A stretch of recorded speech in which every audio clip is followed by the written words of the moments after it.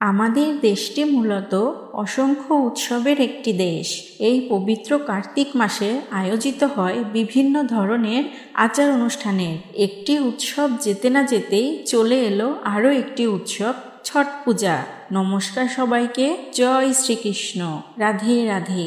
আশা করি পরম করুণাময় ঈশ্বরের অশেষ কৃপায় সকলে ভালো আছেন ও সুস্থ আছেন। ধর্মতত্ত্বের আরও একটি নতুন পর্বে সবাইকে জানাই সুস্বাগতম। এই পর্বে আমাদের বিশেষ আয়োজন ছট পূজা। ভিডিওটির মূল পর্বে যাবার পূর্বে সবার কাছে অনুরোধ করব, ভিডিওটি শুরু থেকে শেষ পর্যন্ত সম্পূর্ণ শ্রবণ করার জন্য। আশা রাখি সম্পূর্ণ ভিডিওটি শ্রবণ করলে আপনারা নিশ্চয়ই অনেক অজানা তথ্য জানতে পারবেন। আমাদের চ্যানেলে নতুন হয়ে থাকলে চ্যানেলটি অবশ্যই সাবস্ক্রাইব করবেন এবং পাশে থাকা বেল আইকনটি প্রেস করে রাখবেন। এতে করে আমি যখনই নতুন কোনো ভিডিও পোস্ট করব তা সবার আগে পৌঁছে যাবে আপনার কাছে। ভিডিওটি সম্পূর্ণ শ্রবণ করে আপনাদের যদি একটুকুও ভালো লেগে থাকে তাহলে একটি লাইক অবশ্যই করবেন এবং কমেন্টে আপনার মূল্যবান মতামত আমাদের অবশ্যই জানাবেন। আপনাদের মূল্যবান মতামত আমাদের কাছে খুবই গুরুত্বপূর্ণ। কথা না বাড়িয়ে তাহলে চলুন যাওয়া যাক আজকের মূল পর্বে। এসে গেল শক্তি ও আস্থার মহা উৎসব ছট পূজা। মনে করা হয় ছট পূজা বৈদিক যুগের একটি উৎসব। ছট পূজা সম্পৃক্ত সকল আচার অনুষ্ঠানগুলো বৈদিক যুগে। প্রতি বছরই নিয়ম অনুসারে কার্তিক মাসের শুক্লপক্ষে 4 দিন ব্যাপী পালিত হয় এই উৎসবটি। এই উৎসবটি সূর্য দেবতাকে সম্মান জানাতে এবং তার আশীর্বাদের জন্য 4 দিন উদযাপিত হয়। ছট পূজা মূলত সূর্যদেব এবং ষষ্ঠী দেবীর বা ছটি মাইয়ার উদ্দেশ্যে পালিত হয়। কার্তিক মাসের শুক্লপক্ষের ষষ্ঠী তিথি থেকে এই উৎসবটি শুরু হয়। এর প্রধান রীতি হল সূর্যদেবকে সন্ধ্যা ও উষা অর্ঘ্য প্রদান করা। এটি পূর্ব ভারতের বিহার, ঝাড়খণ্ড, উত্তরপ্রদেশ, পশ্চিমবঙ্গের কিছু অংশ এবং নেপালে বিশেষভাবে প্রচলিত। ছট পূজা তো আমরা অনেকেই পালন করে থাকি, কিন্তু সবাই হয়তো জানি না কে ছিলেন এই ছট দেবী বা ছট পূজার প্রচলন হলোই বা কিভাবে, কি এর পৌরাণিক কাহিনী, ছট পূজার মূল বিষয়গুলো মূলত কি এবং ছট পূজা কেনই বা পালন করা হয়। তো বন্ধুরা, এই সকল বিষয় সম্পর্কে আজকে আপনারা জানতে পারবেন এই ভিডিও থেকে। তাই সবাইকে অনুরোধ করব, ধৈর্য সহকারে মনোযোগ দিয়ে অবশ্যই সম্পূর্ণ ভিডিওটি আপনারা শ্রবণ করবেন। তাহলে চলুন প্রথমেই জেনে নিই কে ছিলেন এই ছট দেবী। দেবী ষষ্ঠী হলেন মূলত ছট দেবী। লোককথা অনুযায়ী দেবতা সূর্যের বোন হলেন ছট দেবী বা মাতা ষষ্ঠী। কার্তিক মাসের শুক্লপক্ষের ষষ্ঠী তিথিতে ছট মহা উৎসব পালিত হয়। নারীরা তাদের সন্তানের দীর্ঘায়ু, সুখ, সৌভাগ্য ও উন্নত জীবনের জন্য এই ছট পুজো পালন করে থাকেন। একটানা 36 ঘন্টা নির্জলা উপবাস রেখে নারীরা এই ব্রত পালন করেন। এই উৎসবটিতে মুখ্যত সূর্যদেব ও জলকে সাক্ষী মেনে পুজো করা হয়। মনে করা হয় ছট পূজা বৈদিক কাল থেকেই প্রচলিত।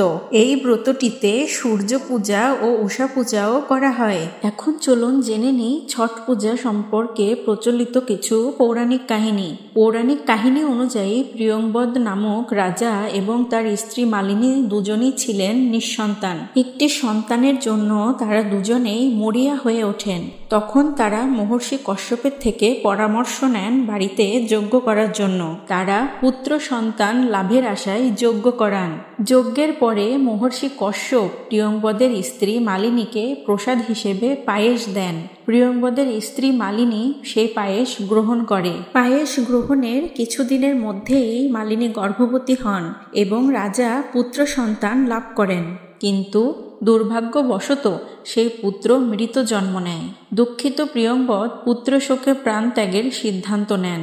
সে সময় ব্রহ্মার মানসপুত্রী দেবসেনা প্রকট হন ও রাজাকে তার পুজো করতে বলেন। এই দেবীর উৎপত্তি হয় সৃষ্টির মূল প্রবৃত্তির ষষ্ঠ অংশ থেকে। তাই একে ষষ্ঠী বা ছটি মাইয়া বা ছট দেবীও বলা হয়। দেবীর নির্দেশ অনুসারেই রাজা প্রিয়ংবদ ষষ্ঠী পুজো করেন। এরপরেই ওনার পুত্র সন্তান লাভ হয়। আবার অন্য এক প্রচলিত ধারণা অনুযায়ী মনে করা হয় মহাভারত ও রামায়ণের সাথে ছট পুজোর রয়েছে বিশেষ এক সম্পর্ক। মনে করা হয় মহাভারতের সময়কাল থেকেই প্রচলিত হয় ছট পূজা। মহাভারতের কর্ণ নামে রয়েছে এক বিশেষ চরিত্র, তা আমরা সকলেই জানি। দেবতা সূর্য ও মাতা কুন্তির সন্তান ছিলেন কর্ণ। কর্ণ তার পিতা সূর্যদেবের সম্মানে সূর্যদেবকে পূজা করতেন ও তার উদ্দেশ্যে অর্ঘ্য নিবেদন করতেন। মনে করা হয় সবার আগে সূর্যপুত্র কর্ণই প্রথম সূর্য পূজা শুরু করেন। তিনি প্রতিদিন কোমর পর্যন্ত জলে দাঁড়িয়ে থেকে তার পিতা সূর্যদেবের পূজা দিতেন ও অর্ঘ্য দিতেন। সূর্যদেবের আশীর্বাদেই তিনি মহান যোদ্ধা হন। তাই এই সময় থেকে ছট পূজায় সূর্যদেবকে অর্ঘ্য দেওয়ার প্রথা প্রচলিত রয়েছে। আবার মনে করা হয় একটা প্রচলিত রীতি অনুযায়ী পাণ্ডবেরা পাশা খেলায় নিজেদের সমস্ত রাজ্য হেরে যান। সমস্ত রাজ্য হেরে যাবার পর দ্রৌপদী ছট ব্রত পালন করেন। এই ব্রত পালনের পরই পাণ্ডবেরা নিজেদের রাজ্য ফিরে পান। যেহেতু সূর্যদেব ও ছট দেবী ভাই বোন, তাই ছট পুজোয় ছট দেবীর সাথে সূর্যদেবেরও আরাধনা করা হয় এবং তা অত্যন্ত ফলদায়ী বলে মনে করা হয়। আমাদের অন্য আরও একটি ধর্মগ্রন্থ রামায়ণেও ছট পূজার উল্লেখ পাওয়া যায়। কথিত আছে দেবী সীতাও ছট পুজো করেছিলেন। ভগবান শ্রীরাম ও দেবী সীতা 14 বছর বনবাসের পর যখন অযোধ্যায় ফিরে আসেন, তখন রাবণ বধের পাপ থেকে মুক্তির জন্য ঋষিমুনিরা আদেশ দেন রাজসূয় যজ্ঞ করার জন্য।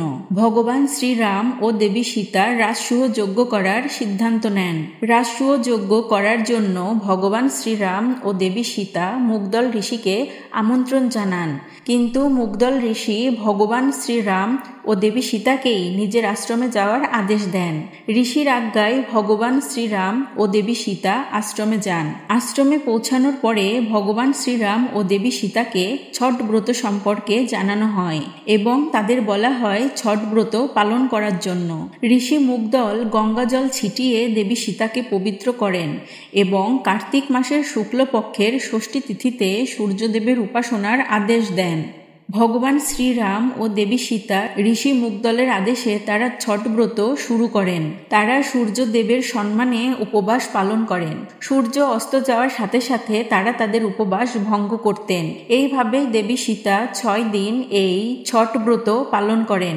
এই কিংবদন্তি ভগবান শ্রীরাম ও দেবী সীতার কারণেই সূর্যাস্তের পরই ছট পূজার উপবাস ভেঙে যায়। এই ছট পূজার ব্রত পালনেরও রয়েছে কিছু বিশেষ উদ্দেশ্য। এই ব্রতটি সাধারণত নারীরা তাদের সন্তানের মঙ্গল কামনায়, সন্তানের সুখ সমৃদ্ধির কামনায় পালন করে থাকে। এছাড়াও পৃথিবীতে জীবন ধারণের জন্য সূর্যদেবকে ধন্যবাদ জানানো এই ছট পূজার মূল উদ্দেশ্য। এই পূজার প্রধান দেবতা সূর্যদেব ও ষষ্ঠী দেবী। এই পূজায় কখনো মূর্তি পূজা হয় না, বরং প্রকৃতির পূজা করা হয়। এই পূজাটি সাধারণত 4 দিন ধরে চলে এবং কার্তিক মাসের শুক্লপক্ষের চতুর্থী তিথি থেকে শুরু করে সপ্তমী তিথি পর্যন্ত এই পূজাটি হয়ে থাকে। প্রথম দিনে প্রত্যেক নারী স্নান করে এই পূজা শুরু করেন। দ্বিতীয় দিনে নির্জলা উপবাস ও শুদ্ধিকরণের পর সন্ধ্যায় প্রসাদ গ্রহণ করেন। সূর্যাস্তের সময় নদী বা পুকুরের জলে দাঁড়িয়ে অস্তগামী সূর্যকে তারা অর্ঘ্য প্রদান করেন। পরের দিন সূর্যোদয়ের সময় সূর্যদেবকে তারা অর্ঘ্য প্রদান করেন। এই উৎসবে তারা গঙ্গা দেবীরও পূজা করেন। সূর্যদেবের আশীর্বাদে পৃথিবী পুষ্পে ফলে শোভিত। পূজাতে সূর্য দেবতার নামে অর্ঘ্য প্রদান করা প্রধান কর্তব্য। কার্তিক মাসের শুক্লপক্ষের ষষ্ঠী তিথি ও সপ্তমী তিথির প্রভাতে ছট পূজার মাধ্যমে মা ষষ্ঠী, সূর্য দেবতা, মাতা অন্নপূর্ণা ও মাতা গঙ্গা দেবীরও পূজা করেন নারীরা। বিজ্ঞানসম্মতভাবে বলা যায় গঙ্গার জলের সেচ ব্যবস্থা ঠিক থাকলে অনাবৃষ্টিতেও ক্ষেত খামার অন্নে পূর্ণ হয় এবং স্বাভাবিকভাবে মনুষ্য সমাজে খাওয়া পড়ার অভাব থাকে না। এই ব্রত পালনে সূর্যদেবের প্রত্যক্ষ উপস্থিতি আমাদের জীবনে যেমন বিঘ্ননাশক, দুঃখনাশক, তেমনি সুখদায়ক ও অর্থ বৈভবদায়ক। প্রচলিত প্রণাম মন্ত্রে সূর্যদেবকে সর্বপাপগ্ন বলেও স্তুতি করা হয়। বেদেও অনুরূপ স্তুতির সন্ধান পাওয়া যায়। সূর্য আলোক আয়ুবর্ধক, রোগ ও পাপনাশক। সূর্যের তাপ পৃথিবীর মলিনতা দূর করে, রোগ জীবাণু নাশ করে, বায়ুমণ্ডল পরিশুদ্ধ করে। সূর্যের আলো আমাদের শরীরে নানা রকম ঔষধির কাজ করে, আমাদের শরীর থেকে নানা রকম রোগকে দূরে সরায়, আমাদের নীরোগ স্বাস্থ্য, দীর্ঘ পরমায়ু ও নিষ্পাপ জীবন দেয়। পঞ্চদেবতাদের মধ্যে সূর্যদেব একজন এবং তিনি হলেন সর্বপ্রধান। সূর্যদেবের ধ্যান মন্ত্র অনুযায়ী তিনি রক্ত কমলে সমাসীন, সকল গুণের বারিধি, বিশ্বজগতের অধিপতি, করপদ্মে যার দুটি পদ্ম, বর ও অভয় বিধৃত, অঙ্গ কান্তি যার লোহিত, সে ত্রিনেত্র বিশিষ্ট ভানুকে আমরা ভজনা করি। সায়ান আচার্য ব্যাখ্যা করে বলেন, উদয়া পূর্বভাসী সবিতা, উদয়াস্তময় মধ্যবর্তী সূর্য, অর্থাৎ সূর্যের উদয়ের পূর্বের ভাবটি হল সবিতা, উদয় থেকে অস্ত পর্যন্ত জ্বলন্ত প্রত্যক্ষ রূপ, তাই সূর্য। সূর্য, আদিত্য, বিষ্ণু প্রভৃতি নামে বেদে স্তুত। পণ্ডিতদের মতে মিত্র, পুষ্য প্রভৃতি কোনো বৈদিক দেবতাও মূলত সূর্যেরই নামান্তর। ঋগ্বেদের 10টি সূক্তে সূর্যের এবং 11টি সূক্তে সবিতার স্তুতি রয়েছে। এছাড়াও আরও কিছু দেবতার স্তুতির সাথেও সবিতার স্তুতি পাওয়া যায়। সূর্য দুর্লোকের পুত্র, অদিতি তার জননী। সূর্য বিরাট পুরুষের নয়ন থেকে উৎপন্ন। অগ্নিকে যেমন দেবতাদের মুখ বলা হয়, তেমনি সূর্যকেও বরাবর দেবতাদের চোখ বলা হয়েছে। আমরা আমাদের বহিঃচক্ষু সহায়ে বিশ্বের যা কিছু দেখি, সেসব দর্শনীয় জিনিস সূর্যলোকে নয়ন দর্পণে প্রতিফলিত হয়। আলোক ব্যতিরেক দর্শন সম্ভবই নয়। ব্রহ্মপুরাণে লিখিত আছে, একবার মুনি ঋষিগণকে প্রজাপতি ব্রহ্মা ভগবান সূর্যের 108টি নাম কীর্তন করতে বলেছিলেন। তখন মুনি ঋষিগণ প্রজাপতি ব্রহ্মার নির্দেশে ভগবান সূর্যের 108টি নাম কীর্তন করেছিলেন এবং বলেছিলেন, যে ব্যক্তি শুদ্ধ চিত্তে দিবাকরের এই স্তব পাঠ করবেন, তিনি শোকরূপ দাবাগ্নিময় সাগর থেকে মুক্ত হবেন এবং মনোবাঞ্ছিত ফল লাভ করবেন। তো বন্ধুরা, এই ছিল আমাদের আজকের আলোচনা। ভিডিওটি কেমন লাগলো তা কমেন্ট করে আমাদের অবশ্যই জানাবেন। সবাই ভালো থাকবেন, সুস্থ থাকবেন। জয় শ্রীকৃষ্ণ।